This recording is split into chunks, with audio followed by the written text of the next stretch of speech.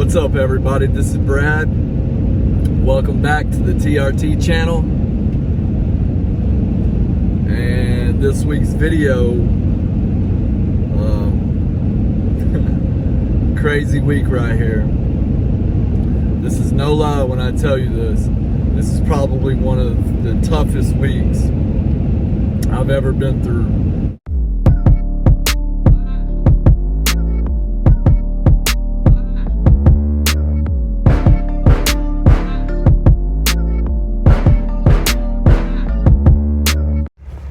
So, current situation, I'm stuck.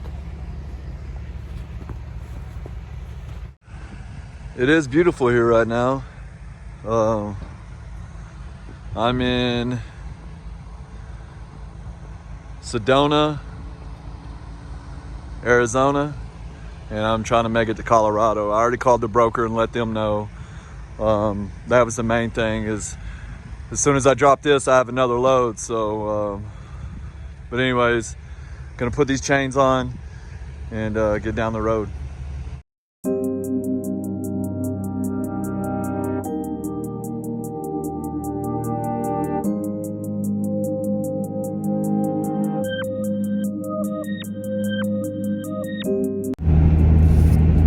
So I'm on to my next pickup, which is in Commerce, Colorado. It's going like 300 miles, paying us 800. So, but it's 10:30 and I've already done 3 drops this morning and I'm about to do a pickup. So I've really been hustling pretty good this morning and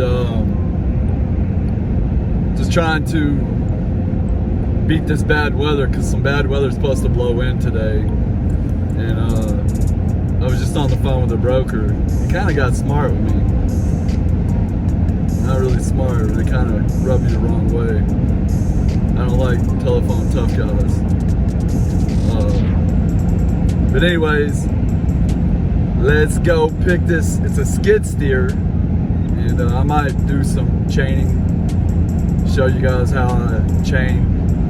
I do like loading equipment. It's my favorite thing to load. And but anyways, let's go get this skid steer loaded and get on down the road before this snow blows in. So here's what I'm gonna do. There's a mounting point right there. Here is a mounting point right here. Then you gotta throw a chain over the bucket, a chain or a strap, and it's the same on the other side. So let's get these ratchet binders and chains and strap this down. You see this hose? If you put the chain through here, it's going around the hose. So what I'm gonna have to do, I'm gonna have to cut this zip tie, put the chain through it, and re-zip tie it when I'm done. So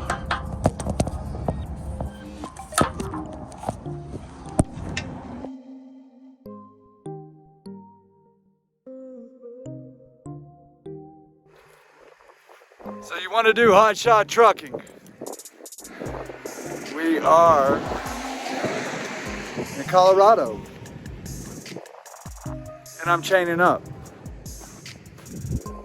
I do have a set for my drive tires, and I just bought a set for my trailer tires. So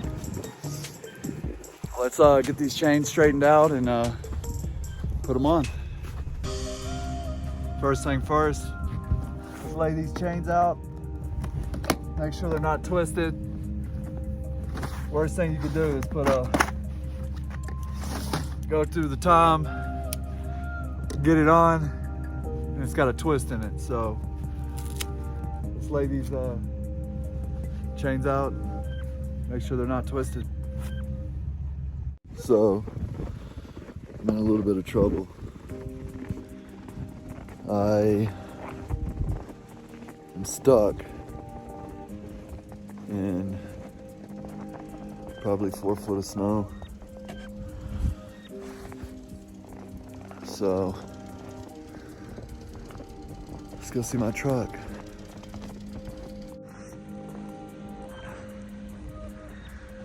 That's my truck. This is the snow.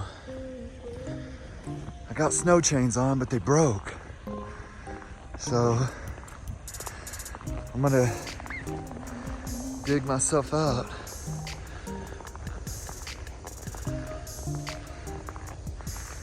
Try to get back on the road. But look at this. It's crazy.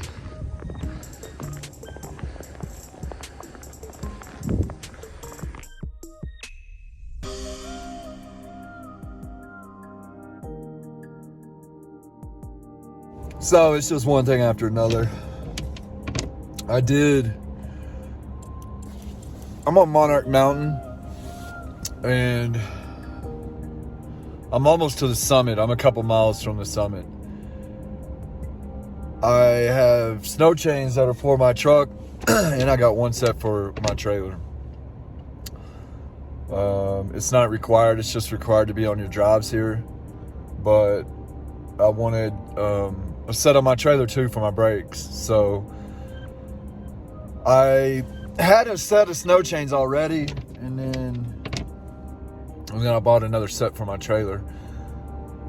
Well, coming up this mountain, I ended up spinning off one of my chains. And it's not because it wasn't tight, which that's a good reason, to spin them off. It's just they weren't heavy duty. So as I was just driving regularly, the chain links were breaking on some of them. So, which in reality, I guess that would have made it a little loose. And anyways, I just spun them off. So for 2 days, I've been stuck in this chain up area. Couldn't do anything. So I moved my chains off my trailer, put them on my truck. Same thing, spun them off. Anyways, I called Gunsmoke Towing, which super cool people. They literally showed up with tow chains, and as soon as I put these chains on, I was able to move instantly. But these chains right here are nice chains. I'm gonna show you. They're for a dually. It's one chain, but it stretches over both tires. Super heavy duty. So this is what we got. Like I said, it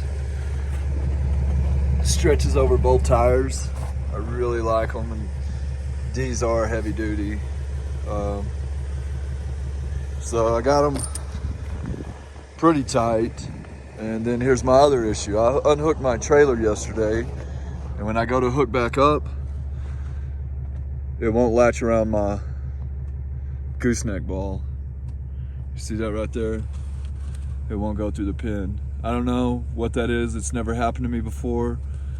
I don't know if it's just cold or frozen. So what I'm gonna do is I'm gonna unhook it, and I'm going to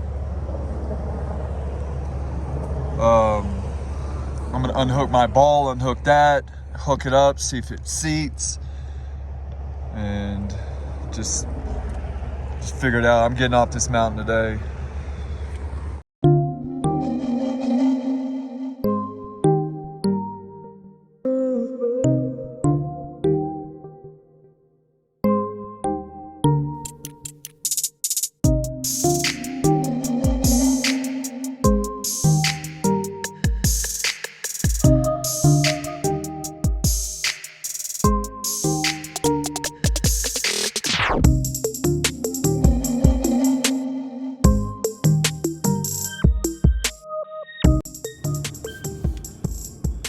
So the reason why that was a challenging trip for me is because I just wasn't prepared.